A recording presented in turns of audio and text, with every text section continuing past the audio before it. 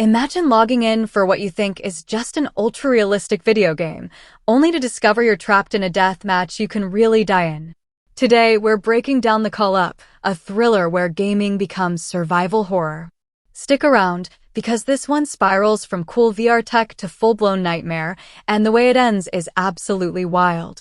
8 strangers, all hardcore gamers, receive a mysterious invite to beta test a groundbreaking new VR experience. The reward? A cool $100,000. Easy money for playing a game, right? They arrive at the top floor of a sleek corporate tower, excited and curious. A cold robotic voice greets them, instructing them to check in on a tablet before locking away all their clothes and personal items.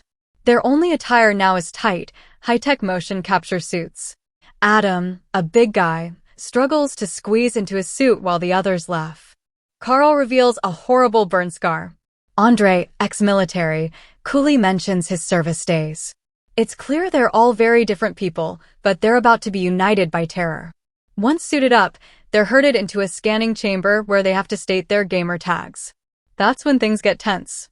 One guy, Zahed, has ironically chosen the nickname Terrorist, thinking it was funny, forgetting it's now plastered on his suit for everyone to see. He panics and tries to leave, but the door is sealed. The others nervously convince him to stay.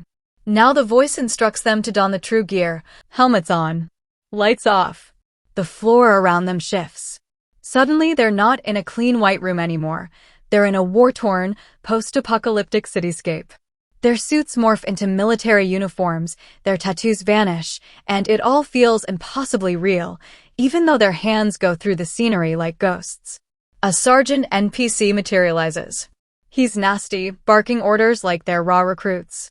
They can't even touch him, raising their visors reveals he's not there. The sergeant drills them, forces them to pick up guns that are just props in the real world, and has them practice on targets. The recoil is eerily realistic. Then, out of nowhere, the sergeant shoots 2 players. They lose their protective vests, but get them back instantly. They learn the rules. 1 hit means lost vest. Without it, they're exposed. And they only get 1 serum to heal themselves if they're seriously injured. Then the real mission is laid out. Fight through 25 floors overrun by terrorists to reach the ground level. Survive and you win the prize. Andre naturally takes charge, using his soldier skills.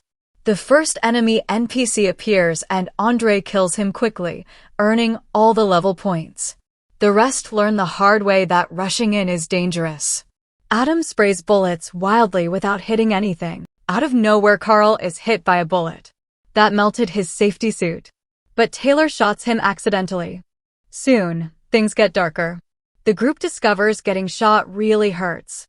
When they open their helmets to check on Carl after a fight, he's vomiting from the pain. They realize this isn't just a game. Panic sets in. Zahed tries to rip his suit off. The door remains sealed. Marco suggests it's some military test. Accusations fly that Andre might be a plant.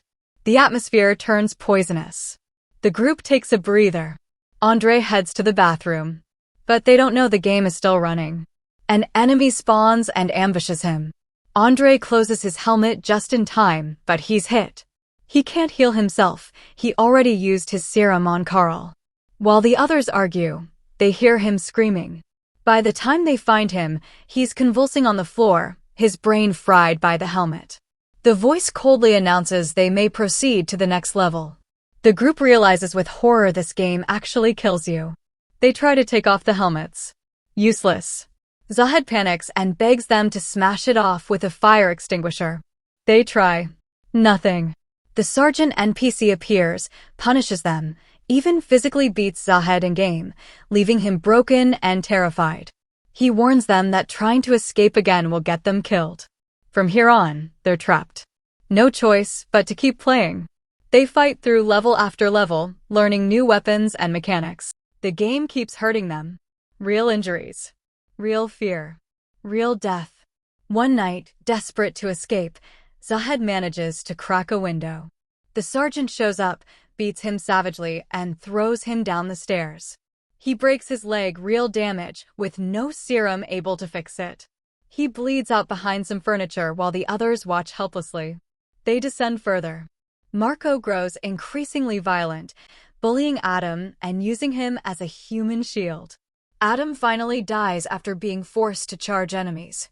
Taylor dies horribly too, shot by Marco himself when she won't share her healing serum. Before dying, she writes Marco's name in her own blood. Carl loses it and attacks Marco in real life. Their helmets come off mid-brawl. But Marco is stronger, and the fight is broken up only when the sergeant shows up and strangles Marco to death. The remaining players are forced into the basement for a final showdown. A bomb is counting down to destroy the whole building. They must get the code from a bound hostage. They fight a desperate, running gun battle while the timer runs down. Edward fires a bazooka at the last enemies, clearing a path. He disarms the bomb with a second to spare. Just as they think they're safe, the sergeant appears to congratulate them. The simulation ends. Real corporate agents arrive, cleaning up the bodies of dead players like trash. Now the only remaining players are Edward and Shelley. We get to know that Edward is the organizer of this simulation game. Edward calmly explains they'll cover it up and nobody will ask questions. None of the players had family to miss them. He gives Shelley her $100,000 prize bag and smugly says she can't do anything about it. When she threatens the police, he just laughs. But Shelley isn't done. When one of the men tries to sedate her, she jabs him instead, steals his gun, and starts taking out the entire security team with ruthless efficiency, lessons learned in the game. She tracks Edward down. She tells him that those innocent souls died due to his selfishness. She also adds that he is unhuman and deserves to die, even as he pleads for his life and kills him without a second thought. She leaves the building without taking the blood money. Alright guys, that is the end of our today's video. If you like it, consider subscribing to my channel and don't forget to like this video.